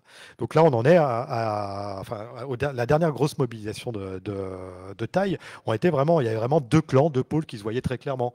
D'un côté, ce qu'on appelle, nous, le pôle réformisme, UNSA, CFDT, et d'autres organisations qui ne méritent même pas d'être nommées. Et de l'autre côté, on a une coalition qui est ce qu'elle est, hein, avec ses difficultés aussi. Mais on a une coalition avec la CGT, EFO de temps en temps, qui est de temps en temps dedans ou à l'extérieur de cette coalition. La FSU, mais la FSU, c'est la première organisation du public, surtout dans l'enseignement, mais qui n'est que dans le public en France, mais qui a une force de frappe claire dans l'éducation, et notre union syndicale solidaire. Bon, au niveau des mobilisations, on était dans cette dynamique. Et il faut être clair aussi, on pèse un peu plus de la moitié en représentativité, cette coalition. par rapport à la CFDT, mais un peu plus de la moitié, c'est pas non plus quelque chose de massif. Et c'est pas non plus une arme de destruction massive des réformes capitalistes actuellement. Donc on est dans une période aussi qui est un peu compliquée. Merci. Il restait la question sur le pays dans un pays, donc sur l'échelle de la commune. Moi, ça pose aussi la question du municipalisme libertaire, qui est une tendance assez forte en France, en tous les cas, mais qui apparemment ne voit pas tellement le jour en Belgique. Mais je pense que c'est vraiment important comme courant. Et donc, je voulais aussi réagir là-dessus, Julien. Ah non, c'est pas le même micro, pardon. On a des micros différents. C'est pas comme... Oui. Non, mais c'est simplement par rapport, puisqu'on est quand même dans une soirée sur la commune, l'intérêt de la commune, c'est justement qu'à un moment donné, par rapport au système qu'ils mettent en place, et ça va être différent par rapport à d'autres révolutions, et ça va être des aspects d'ailleurs que d'autres dans la suite vont éventuellement poser en critique de la commune, c'est qu'ils prennent le pouvoir à Paris et ils disent tout de suite, nous on prend le pouvoir à Paris. On n'a pas l'intention de prendre le pouvoir en France. Et ils incitent effectivement les autres à, s'ils sont intéressés, faire. Et donc, il y a des communes au Creusot, à Marseille, à Lyon, qui vont être écrasées très rapidement. Mais ils n'ont pas cette prétention jacobine française de Paris qui prend. Par contre, le pouvoir, lui, voit bien le risque qu'il y a à laisser une ville comme Paris réussir ou Marseille, Lyon réussir parce qu'effectivement les foyers alors commenceraient à s'étendre. Au niveau simplement de faire pays dans un pays ou de ça, c'est plus à mon sens au niveau du mouvement coopératif aujourd'hui, alors qu'il faut peut-être chercher une concrétisation de ce type de principe-là, d'expériences qui se font au quotidien, en pratico-pratique, avec des logiques ou pas d'application de l'ensemble des principes coopératifs, de la démocratie, etc., et de l'extension et des liens avec chacun son territoire et des luttes de territoire. Merci. Oui. Je pense que ce qui est important, et peut-être un truc que je jalouse moi souvent les camarades français, et que je pense qu'il manque en Belgique, parce que je ne connais pas trop la question sur la municipalité ou la commune, etc., mais c'est plutôt les questions des bourses du travail. Ces lieux où toutes les organisations syndicales sont de manière organisée au niveau de la base, où on peut croiser une vie militante, etc., et on peut créer des convergences des luttes. J'ai eu une chance extraordinaire de me retrouver au bon moment pendant la lutte du CPE en France. Je suis arrivé, c'était la première réunion à la Bourse du Travail avec 200 militants. Je ne suis plus jamais rentré en Belgique pendant 3 mois après. J'ai dormi avec les camarades de Sud Solidaire à Nanterre et j'ai passé jusqu'à la fin du CPE. Je suis rentré qu'on avait gagné, quoi. Donc ça montrait aussi la dynamique qu'il y avait à Paris et la dynamique qu'il y a dans les villes, etc., avec les bourses de travail, où les syndicalistes, en dehors de toutes les problématiques qu'on peut rencontrer en entreprise, etc., comme tu disais, parce que c'est vrai que moi je connaissais des délégations syndicales locales de la CFDT qui sont ultra combatives, etc., et qui peuvent se rencontrer dans un terrain de lutte et réellement créer les convergences à ce lieu-là. Et moi je pense qu'en Belgique, s'il y a bien quelque chose qui nous manque, c'est ces putains de bourses de travail, quoi. Ça, ce serait vraiment des lieux où on pourrait créer des convergences d'élite. Quoi ça? Tu peux dire ce que c'est la bourse du travail? Alors là, je vais essayer de me camarade français mieux l'expliquer que moi. Je visualise, j'ai déjà été plusieurs fois, etc., mais vraiment l'historique et pourquoi ça a été né. Alors, bon, pour répondre brièvement, mais je ne suis pas non plus historien ni spécialiste de ces questions. Les bourses du travail, en fait, sont des acquis à la fin si je me souviens bien, à la fin du 19e siècle. Les municipalités fournissent un lieu dans lequel vont loger les syndicats. Alors, ça peut être un lieu plus ou moins grand, ça peut être un lieu plus ou moins confortable, ça peut être un lieu plus ou moins étroit. Mais toujours est-il qu'effectivement, c'est un lieu qui a permis à des syndicats de se développer et de vivre. Parce que la location d'un local, on sait ce que ça peut représenter dans le budget d'un syndicat, plus tout ce qu'il faut payer autour. Donc matériellement, c'était un gros acquis. C'était aussi un lieu d'échange, c'était aussi un lieu ce qui me plaît beaucoup aussi dans l'esprit des bourses du travail, c'était un lieu d'éducation populaire aussi, on en parlait tout à l'heure, où on pouvait faire des formations, et puis on pouvait aussi s'occuper de questions très pratiques, hein, distribution de vêtements ou des choses de ce type, de choses concrètes, mais qui sont de la solidarité de classe effective sur ce genre de choses. Aujourd'hui, les bourses du travail existent toujours et elles sont toujours des lieux très importants. Hier soir, j'étais dans la bourse du travail de Lille où on réunit les professeurs pour l'instant de philosophie, mais un peu plus, qui sont en train de voter la grève là, pour le bac en ce moment. Ce sont des lieux où effectivement qu'on ouvre aussi, enfin, ça dépend des organisations, mais en tout cas que nous, on ouvre à l'extérieur. C'est-à-dire que par exemple la reproduction, photocopie, l'accès à trouver une salle, rien que de trouver une salle de réunion gratuite, c'est quelque chose d'extrêmement difficile. Aller trouver une salle de réunion peu chère à Paris, quoi, ou même à Lille d'ailleurs, c'est juste strictement impossible. Donc on a ces lieux effectivement qu'on se partage avec les autres. Alors parfois on se chamaille. Parce que se partager les moyens, les grandes salles, c'est pas compliqué. Parfois, il y a des sales coups. Nous, on nous a on nous a soudé une de nos portes suite à une dispute. Je ne dirais pas quel est le syndicat, mais pourtant, il est censé être allié.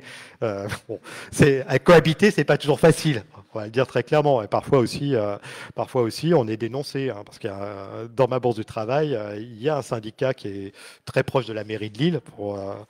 Et ce syndicat, en fait, dès qu'on faisait des réunions qui ne respectaient pas les protocoles Covid, etc., alertait la mairie et on se recevait des courriers. Ouais. Bon, il y avait ça aussi. Et là où les bourses du travail, de mon point de vue, ont vraiment tenu leur rôle et leur place, c'est l'année dernière au moment du mouvement des Gilets jaunes.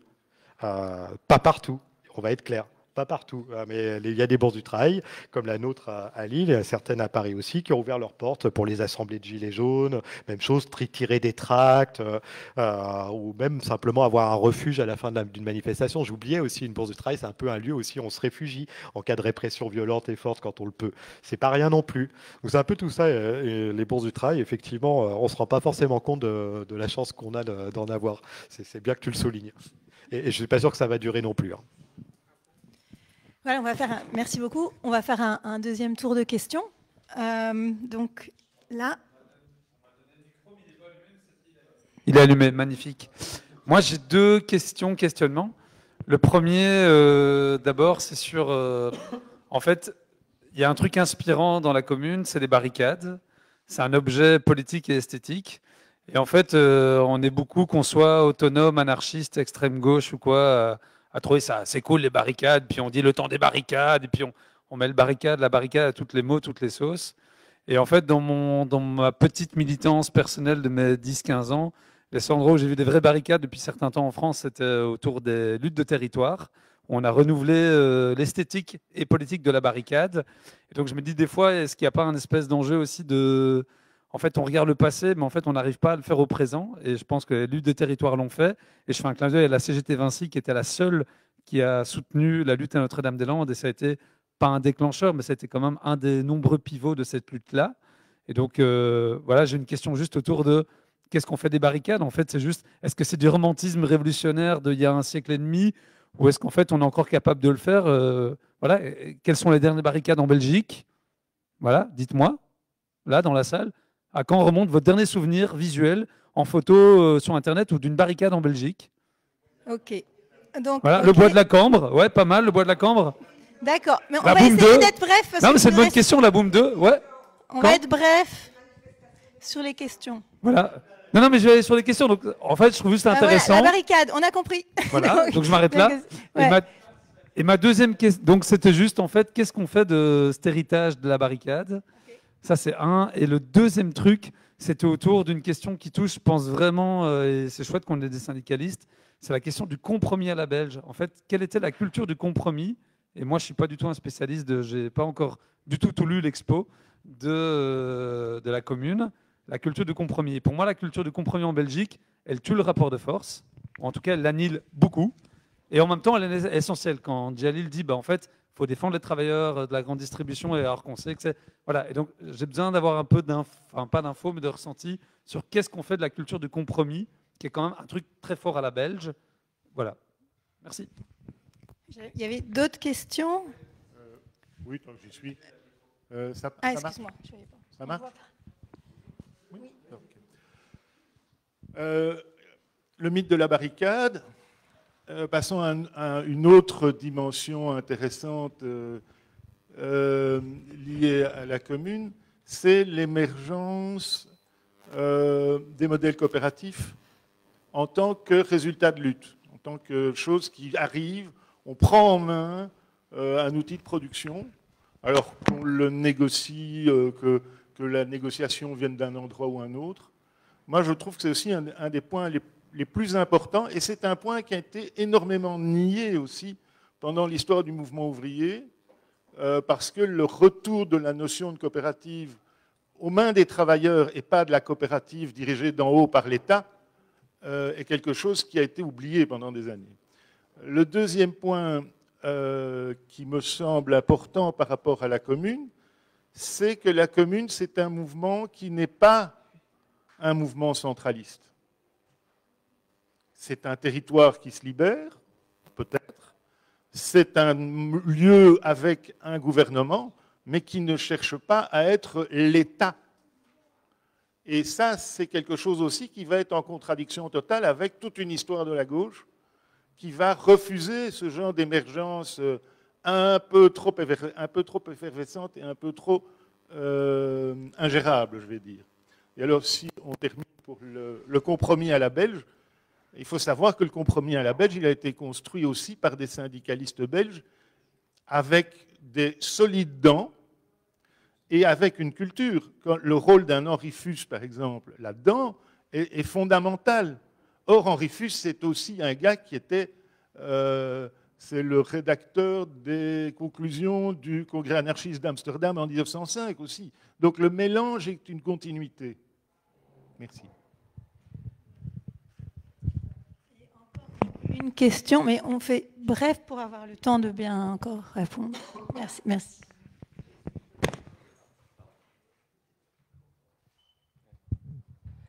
Oui, ce que je trouve extraordinaire, mais je crois qu'on le pense tous, c'est la manière dont le débat de ce soir fait écho, parce qu'on l'héritage, comment réinventer ça, etc. Moi, je trouve que les parallélismes, ils sont absolument évidents. Et ça montre l'actualité totale de la commune. Juste une anecdote, je suis un petit-fils de ch'ti et j'ai eu un arrière-grand-oncle qui était, parce que c'est sur la question de la composition sociologique des communards ou communaux, et on disait il y a aussi beaucoup d'artisans, de ce qu'on appelait aujourd'hui petits et moyens indépendants, et qui avaient, ça peut s'expliquer historiquement, mais dans le siècle suivant, plutôt le siècle dernier, mais suivant de la commune, j'avais un arrière-grand-oncle qui était petit ou moyen imprimeur à Tourcoing, et le premier communiste, le 1er mai, il sortait, il allait défiler avec tous ses ouvriers derrière lui, mais alors, il voulait voir une seule tête et il n'y avait pas intérêt à ne pas y aller. Et ce jour-là, il disait, et ses salaires payés pleins, pas question que ce soit comme un jour de grève, etc. Bon, voilà. Donc ça, c'est quand même assez intéressant. Alors, sur la suppression du mont-de-piété, ça m'a aussi fait tilt. C'est tout à fait par hasard. Je travaille au magazine Ensemble, je n'avais pas le dernier numéro, et donc j'ai pris des vieux numéros que j'ai amenés ici, et je viens de constater que dedans, j'avais fait un petit article, une grosse brève, sur la création d'un mont-de-piété qui vient de se faire à Namur, à l'initiative du CPS, Présidence Écolo, et j'ai fait tout un article disant, enfin, le mont-de-piété, c'est d'abord le caritatif le plus dégueulasse, et secondo, c'est une forme de spoliation des travailleurs. Voilà. Donc ça fait tout à fait écho. Et enfin, troisième chose, ça pour Jalil, tu parles de l'héritage de la commune sur le rôle des femmes et la hargne dans le ventre. 36, je crois qu'on connaît tous cette image, cette photo extraordinaire, où on voit une usine de femmes, et dans un hangar, une femme, d'âge, je dirais, d'âge moyen, entre deux âges, assez forte, montée, je ne sais pas si sur une barrique ou une table, et qui harangue mais des centaines et des centaines de travailleurs dans le hangar. Et enfin, toute dernière chose, tu as parlé de la répression. Alors, par rapport à la répression, elle ne s'abat pas seulement la répression actuelle et à venir. Ce n'est pas seulement pour les syndicalistes ou les activistes. J'ai une copine qui est une ex-révolutionnaire, mais qui, effectivement, pour l'instant, est plutôt rangée des voitures, fonctionnaire, etc., qui, lors de l'évacuation de la ZAD d'Arlon, elle avait été discutée avec la commune, avec la police, avec le gouverneur, etc., en disant, bon, on sait qu'il y aura évacuation, on ne sait pas quand, mais deux choses, d'abord, on vous demande que ce soit pacifique, vous avez affaire à des jeunes qui font la résistance passive, etc., et elle avait obtenu toutes les garanties. Et la deuxième chose, on ne sait pas quand vous évacuerez, mais ce jour-là, il y aura, permis ou pas, une manif d'urgence à Arlon, on demande tolérance. Elle obtient garantie de ça. Elle y va le jour même, mais en mode promenade, hein, avec son kleps. Elle arrive, elle voit, elle à peine arrivée, elle voit des jeunes se faire embarquer avec une violence incroyable. Elle sort son smartphone, elle filme. Il y a une policière qui lui tombe dessus, qui lui arrache le truc, ses lunettes à 3 mètres, elle est quasi aveugle sans ses lunettes, embarquée, menotte, pas colson, hein, dans le dos, paf, tapée dans un combi, des heures dans un cachot pisseux. Elle demande à voir téléphoné, on lui dit non, on l'insulte, bon, etc., etc. C'est en mars, en Arlon, on lui enlève ses vêtements. Elle grelotte, soi-disant pour qu'elle ne se pende pas, alors qu'elle a des godillots avec des grands lacets. Bon. Et il a fallu que son mari vienne, etc. Et elle m'a montré le PV de police où elle encourt des trucs énormes, y compris un casier judiciaire. Il faut savoir qu'il est fonctionnaire, etc. Tout ce qu'elle a fait, et c'est elle évidemment qui a voulu fuir, qui a pratiquement agressé. Hein. Ça a été filmé, elle est entourée de 4 flics avec des chiens, mais elle a essayé de s'enfuir, elle est prise dans le coin du ring. Voilà, ça vient de se passer. Donc, pas demandé. Donc, et d'ailleurs, l'article que j'ai fait, l'interview que j'ai fait, c'est ce qu'elle dit à un moment dans l'interview, en disant, si quelqu'un comme moi subit un tel traitement, mais que doivent attendre les jeunes activistes? Donc là, je crois vraiment qu'il y a effectivement une vraie question à se poser par rapport à ça. Merci pour toutes ces questions.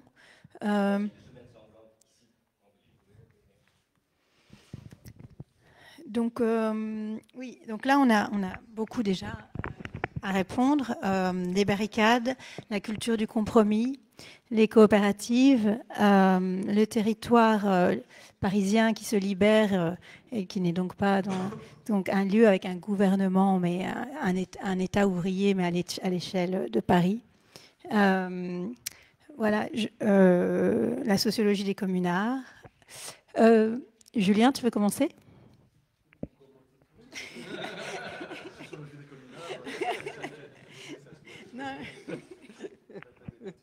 Oui, j'ai des notes, c'est pour ça. Sur la question du modèle coopératif, moi je suis d'accord hein, sur la question que c'est à partir du moment où c'est bien la reprise par les travailleurs de leur outil de production, parce que qu'est-ce qu'on met aujourd'hui en Belgique coopérative, celle dont on parle aujourd'hui, celle dont on a évoqué, c'est 3% grosso modo du modèle coopératif, et encore dans ces 3%-là, dans combien est-ce que les travailleurs de la coopérative sont réellement impliqués et sont réellement coopérateurs, on redescend encore.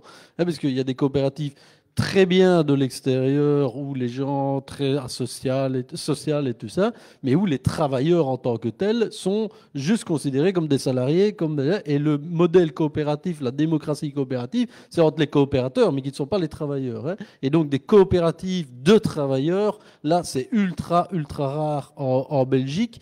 Je ne vois pas si Orville est encore là, mais enfin tantôt il y avait un camarade Orville qui a travaillé notamment sur ces questions-là. Et pour celles et ceux que ça intéresse, il y a 2-3 ans, j'ai publié un courrier hebdomadaire du CRISP sur l'actualisation du système des coopératives en lien avec l'histoire des coopératives en Belgique.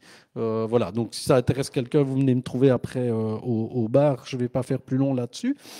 Sur les barricades, je vais le faire un peu de manière provocante, mais est-ce qu'aujourd'hui, un piquet de grève n'est pas une forme de barricade, et par rapport à une série de répressions, par rapport à une série de barrages, c'est pour moi quand même quelque chose qu'on peut. Alors ça ne barre pas complètement la rue, ça n'empêche pas le passage. Ceci dit, l'efficacité des barricades pendant la Commune, on pourrait en rediscuter sur l'efficacité militaire du truc, hein, je parle.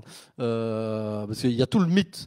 Et c'est un des points, moi, sur la Commune de Paris. C'est pour ça que j'ai voulu faire mon article sur la question du travail et pas sur la semaine sanglante et pas sur les barricades.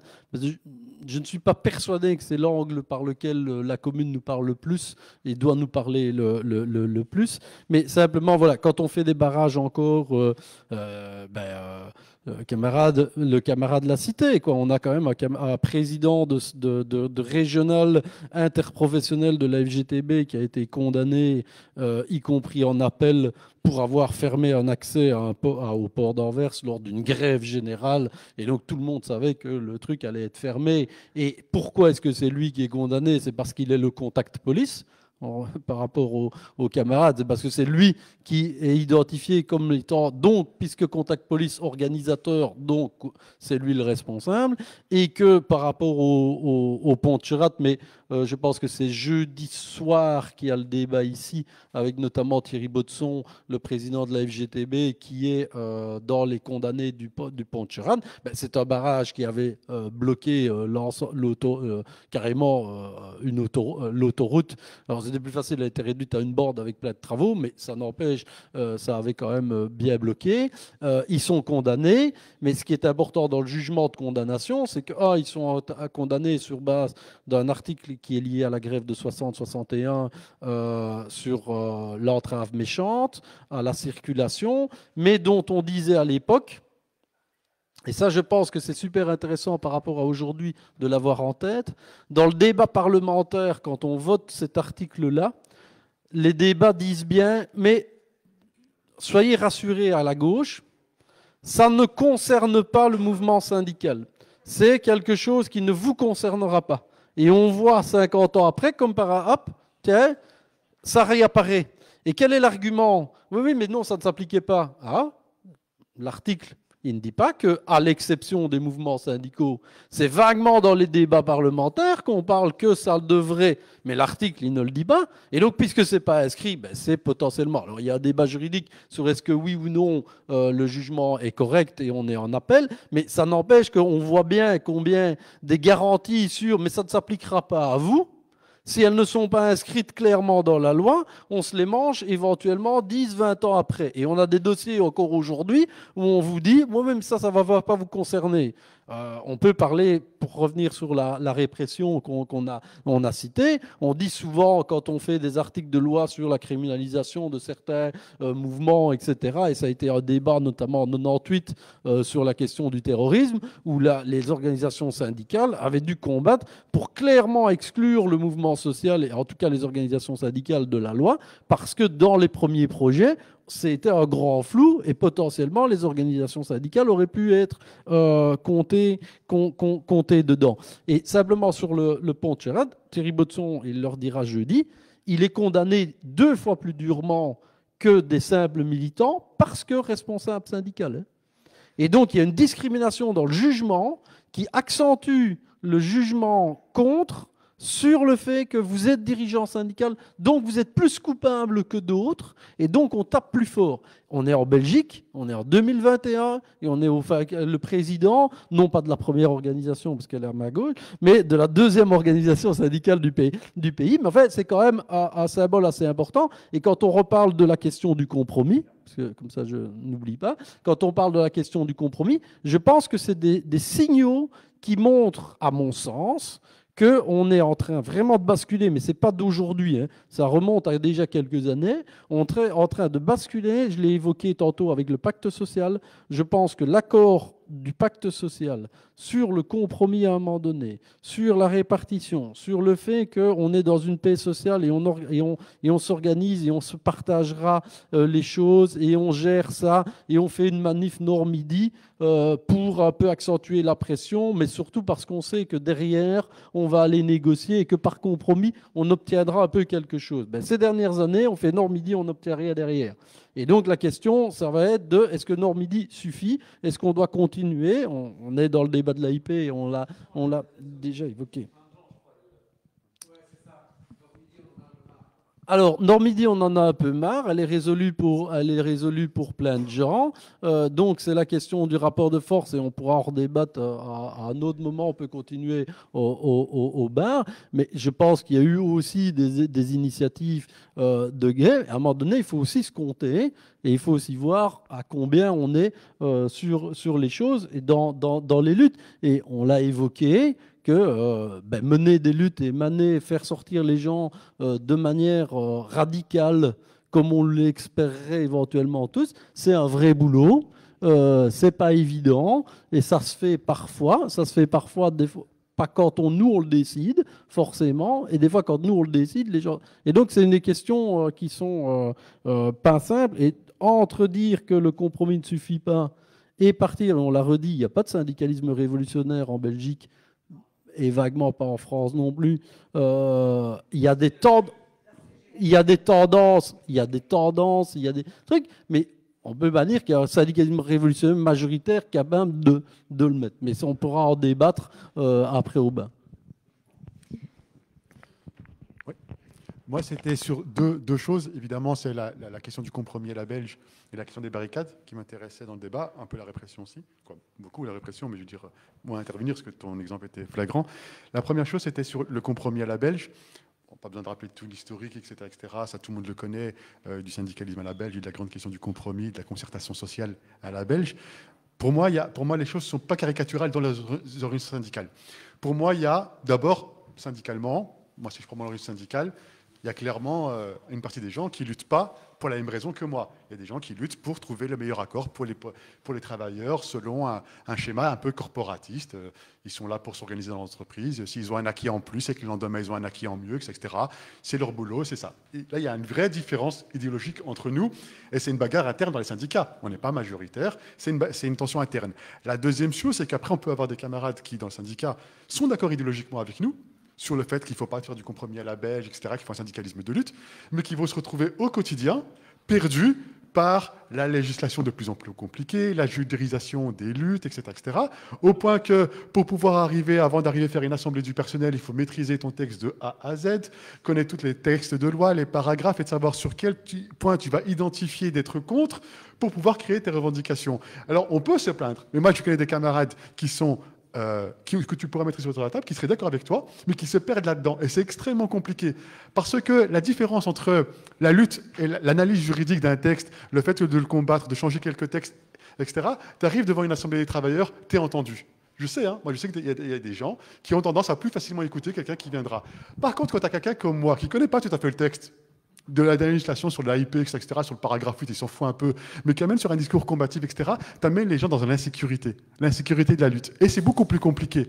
C'est plus compliqué d'amener les gens sur quelque chose où que tu les éloignes du texte juridique et que tu les amènes sur des positions idéologiques, sur pourquoi il faut se battre et tout, etc., même s'il faut tenir compte de la réalité et de pourquoi on se bat, etc., et qu'il faut l'expliquer brièvement, mais de prendre du temps dans l'Assemblée pour expliquer autre chose que de ça, c'est moins rassurant. Et je connais des collègues, je connais des délégués syndicaux qui, tant qu'ils ne maîtrisent pas leur texte de A à Z, vont pas commencer leur assemblée. Et ça, c'est vraiment quelque chose qui a tendance au quotidien à amoindrir la lutte, la rendre plus difficile, etc. Donc je pense qu'il n'y a pas que des jaunes dans le syndicat. Je pense qu'il y a des gens qui, naturellement, vont plutôt tirer vers ça. Et c'est un lien avec la barricade. Moi, il n'y a aucun outil de lutte que je me refuse. Ça, c'est évidemment l'histoire, etc. Moi, tout ce qui se présentera dans l'histoire et qui permettra de gagner, il faudra l'utiliser. Sauf que le problème, c'est qu'on sait que dans la lutte, c'est pas naturel et que on n'est pas en devenant des révolutionnaires, on manifeste pas en faisant une manif non autorisée, etc. Moi, je me souviens, tu l'as connu comme moi sur les facs, des étudiants, parce qu'on se connaît, sur des manifestations étudiantes, etc., où on partait en cortège, moi j'étais devant, et derrière, il y avait quelques camarades qui faisaient des dessins à la craie, ou à la bonbonne de tag, et j'avais la moitié d'étudiants. À la prochaine assemblée, il faut qu'on y parle, parce que c'est interdit et illégal de faire de traces au sol. On sait que ce sont les mêmes étudiants qui, 1 an et demi après, bloquaient des TGV, faisaient des manifestations illégales, et apprenaient à lutter. Et aujourd'hui, on retrouve beaucoup de ces camarades qui, à l'époque, avaient dit ça, dans les ZAD, dans les zones autogérées, et qui font bien pire. Je pense que Quoi ça ? Oui, mais là, c'est encore pire, ça. Non, je rigole. Il n'est pas là ? C'est ça. Mais voilà. Mais donc, ça, c'est pour expliquer, évidemment, que moi, je pense que la lutte, c'est quelque chose qui s'apprend. Juste une chose. Toi, tu disais, le mec qui va intervenir. Ah, que je ne voyais pas. Le mec qui va intervenir devant une assemblée, il doit connaître la loi un max, pas faire peur aux travailleurs, parce que si tu commences à faire un discours idéologique, marché, il va te faire peur. Mais est-ce qu'il n'y a pas une troisième possibilité, justement, c'est de rappeler, de dire aux travailleurs, je vais les appeler comme ça, qu'on a une histoire de lutte qu'elle a gagnée, que si ça les insécurise, la manière de les sécuriser, c'est de leur dire il y a des moyens de lutter et de se protéger dans la lutte plutôt que de connaître la loi. Mais on est. Mais c'est justement en lien avec ce que je viens de dire, et c'est justement là-dessus que je suis d'accord. Mais je te parle des gens qui se sentent plus naturellement, donc il faut les pousser. Je prends un bête exemple, quand je disais, par exemple, on apprend la lutte comme les mouvements étudiants, je prends par exemple la grève. Alors c'est vrai que ça nous semble être naturel et acquis, etc. Moi, je sais que les délégués syndicaux que tu mets la première fois sur un piquet, dans une occupation, etc., ils flippent quand le flic il vient la première fois, il leur dit « vous sortez du magasin ». Moi, il y en a un paquet qui sortent. Je veux dire, moi, il faut que je leur dise, non, on ne sort pas et tout. Et au début, il faut être un peu, alors c'est pas très bien, c'est pas très démocratique, mais il faut être un peu autoritaire. Un peu leur dire, hé les gars, il n'y a personne qui sort. Et au début, il faut le faire comme ça. À la fin de l'assemblée, on est d'accord que c'est plutôt qu'ils me disent non, Jalil, on sort pas et tout, et tout. Mais c'est un apprentissage. C'est un apprentissage. Ça s'apprend pas. La lutte, c'est quelque chose qui s'apprend. C'est quelque chose, étant sur les assemblées que sur les textes de loi, le fait de s'écarter. Au début, un délégué syndical, quand tu l'as, moi, ils ont été élus il y a 4 mois, les premiers, les tout nouveaux, là, les tout frais. Ils ont été élus il y a 4 mois. Tu leur dis pas, tu sors du texte légal. D'abord, tu leur fais un peu de texte légal, et puis tu commences à mettre de la politique dessus. Et puis après, la jeune dame, elle a fait du 1er mai. Vous savez, ça vient de vous, la fête du 1er, la répression et tout. Et comment tu amènes de la politique dans tes discussions, dans tes formations et surtout dans l'action. Parce que moi, je suis convaincu que des militants que tu mets toute la journée en formation, en négociation avec le patron, ça n'apprend pas de faire des bons militants. Un militant, c'est à mettre, tu fais quelques mois, tu les amènes en négo, et puis tu les envoies sur le terrain, faire des assemblées du personnel, être en face de la police, faire des trucs et tout. Mais tout ça, c'est un apprentissage large. Et avant d'arriver à la barricade ou avant d'arriver à la ZAD, il y a du boulot. Il y a des militants qui iront beaucoup plus facilement. Moi, je peux vous dire, j'ai une déléguée chez H&M, elle est extraordinaire. Elle mesure 1,60 m, toute seule, elle ferme des magasins H&M. Le magasin de la rue Neuve, c'est 150 travailleurs. L'autre fois, elles étaient 2. Elles ont été au City 2, elles ont ramené des caddies, elles les ont retournés, et elle a baissé la barrière à main nue. Le flic, il dit, madame, vous faites quoi? Je ferme le magasin, et elle tenait, et elle s'en fout. Elles sont 2. Après, elle était en stress, mais dès que les flics ont un peu reconnu, il fait, Jalil, il faut que tu me renvoies du renfort, je suis dans la merde. Mais elle a bloqué le magasin, et avant que je lui envoie du renfort, elle a tenu 3 heures toute seule, face à la police, qui tous les 5 minutes. Pour moi, c'est ça, voilà. Et alors, il y a des délégués, vous pouvez voir à Basilix, etc., de chez Brico, etc., où évidemment, faire ça, c'est les doigts dans le nez, ils s'en foutent. Ils ont leur camion, ils viennent, ils font demi-tour, ils ont tout bloqué, etc. Donc pour moi, c'est trop facile de le dire ça. Il y a le patron, c'est tous les jours la pression qu'il a. Moi aujourd'hui, j'ai eu une réunion toute la journée avec mes délégués de chez Zara. Je peux vous dire qu'ils en ont pris plein la gueule. On est en train de préparer un plan d'action avec les camarades français, etc., pour faire des grèves trucs. Évidemment, il y a des rumeurs qui circulent dans les magasins. Ils savent qu'on va revenir en septembre avec un truc un peu dur chez Zara, etc., etc. Je peux dire que la direction, elle leur fout plein la gueule. Elle dit à partir de maintenant, vous aurez que des tardifs. Donc ça veut dire qu'ils vont travailler tous les soirs. Moi, mes délégués, c'est tous des mamans avec des familles, etc., etc.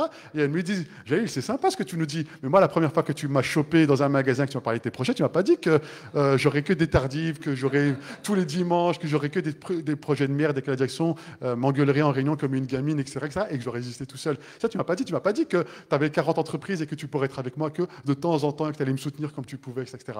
Ça, c'est la réalité de l'entreprise. C'est la réalité du quotidien d'un délégué syndical. Mais c'est pas pour ça qu'il faut après se dire, bon, alors le plus facile, c'est légal. Et si on n'a pas le légal, on se bat pas. Non, il faut dire aux délégués, on y va et on se force à aller plus loin que le texte de loi. Voilà. Excusez-moi. Juste pour rebondir sur ce que tu dis, c'est vrai qu'il y a l'entreprise. Je pense que ton secteur n'est pas non plus le plus évident.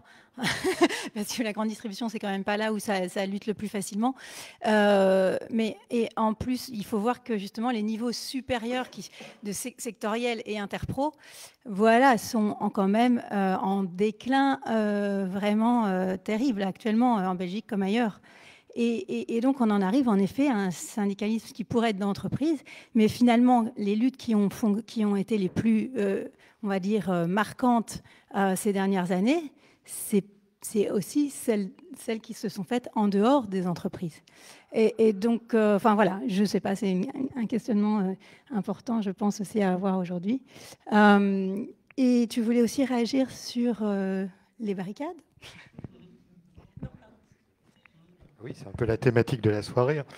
Je retiens ce que tu disais tout à l'heure quand tu parlais d'outils pour les barricades.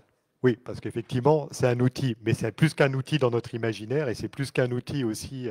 Il y a presque un truc esthétique avec les barricades. En France, on peut dire que les barricades, elles sont réapparues à 2 endroits ces dernières années essentiellement. C'est Notre-Dame-des-Landes, mais je pense que tu y faisais allusion tout à l'heure, et les ZAD, les zones à développer, et aussi au moment de Sivins, où un de nos camarades, Rémi Fraisse, a perdu la vie lors de l'assaut de la police. Et c'est vrai que sur Notre-Dame-des-Landes, ça a montré son efficacité. Mais là, il s'agissait effectivement de défendre un lieu. C'est un peu le concept du château fort. On les a vus réapparaître aussi en 2016 dans les manifs parisiennes et puis bientôt plus rapidement dans d'autres manifs avec cette espèce de nouveau phénomène. Enfin, je ne suis pas sûr que ce soit si nouveau, mais en tout cas qui a été interprété comme tel des cortèges de tête et puis des black blocs aussi en début de manif ou maintenant qui se fondent de façon assez fluide dans les manifestations.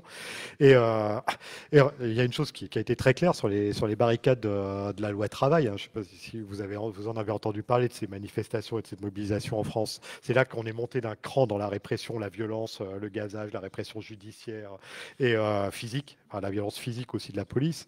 Et les barricades, elles ne faisaient pas long feu. Elle ne faisait pas long feu parce qu'il y a un truc qui s'appelle les canons à eau français qu'on exporte partout, même à Hong Kong. D'ailleurs, j'en parlerai dans un instant. Et un canon à eau, ça te balade d'une barricade en 30 secondes. Bon, après, la question était de savoir est-ce que la stratégie à ce moment-là, c'était de tenir une rue? Et pourquoi faire? Et vraiment, on en discute beaucoup. J'ai des camarades de Solidaire qui étaient j'allais dire le carnage de tête, mais c'est presque un lapsus révélateur, parce que parfois c'était un carnage, mais littéralement, ce que se prenaient les manifestants.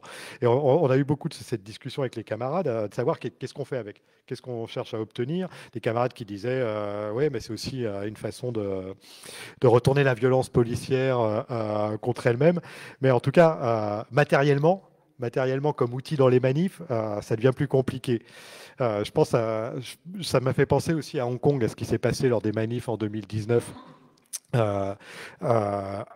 Les frontliners, comme s'appelaient eux-mêmes et elles-mêmes les manifestants, eux, ils avaient au contraire développé une stratégie, et pourtant à Hong Kong, on peut bloquer. La géographie est telle que c'est faisable. Mais eux, ils ont développé la stratégie inverse, c'est-à-dire be water, la fluidité permanente, de contourner les obstacles. Est-ce que c'est pas ça aussi maintenant? Est-ce que font en un sens une partie des gens dans les cortèges de tête, dans les Black Blocs, c'est se disperser, revenir, harceler la police sur certains endroits. Bon, mais après, encore une fois, la question, elle est dans l'usage d'un moyen à quel effet? Est-ce que, par exemple, en 2016, ça nous a aidé à gagner? Non, on s'est fait rétamer. Ça crée par contre de nouvelles pratiques. Et je pense que c'est en devenir. Je n'ai pas une analyse définitive du tout dessus. Je trouve que c'est intéressant. Mais effectivement, c'est un outil qui a son utilité dans certains cas, mais dans d'autres, c'est plus compliqué. Voilà, on va bientôt s'acheminer vers la fin de la table ronde. Donc voilà, est-ce que parmi le panel ici, il y a des choses que vous aimeriez vraiment, enfin un petit mot de fin que vous aimeriez vraiment dire avant de... Non? Oh bah zut alors. J'ai pas. Oui, on a. Soit à Bruxelles pour la régulation des sans-papiers, 14h Bédina, je pense. Oui. Et pour les autres, ceux qui sont plus loin, mais c'est la même lutte. C'est lutte contre les centrales à gaz, 15h à la gare de Manage, contre les nouvelles centrales à gaz, qui est la nouvelle greenwashing machin de gouvernement. Voilà. D'accord, merci. Ouais, merci. 14h à Liège. Ok. Ben voilà pour les rendez-vous. Moi, je vais finir sur une petite phrase conclusive sur le fait que la cause de la commune, c'est avant que donc Sixtine nous donne encore d'autres informations. Donc la cause de la commune, c'est celle de la révolution sociale, celle de l'émancipation politique et économique totale des travailleurs. Et en ce sens, elle est immortelle. Et on espère que la commune vivra ailleurs et autrement peut-être.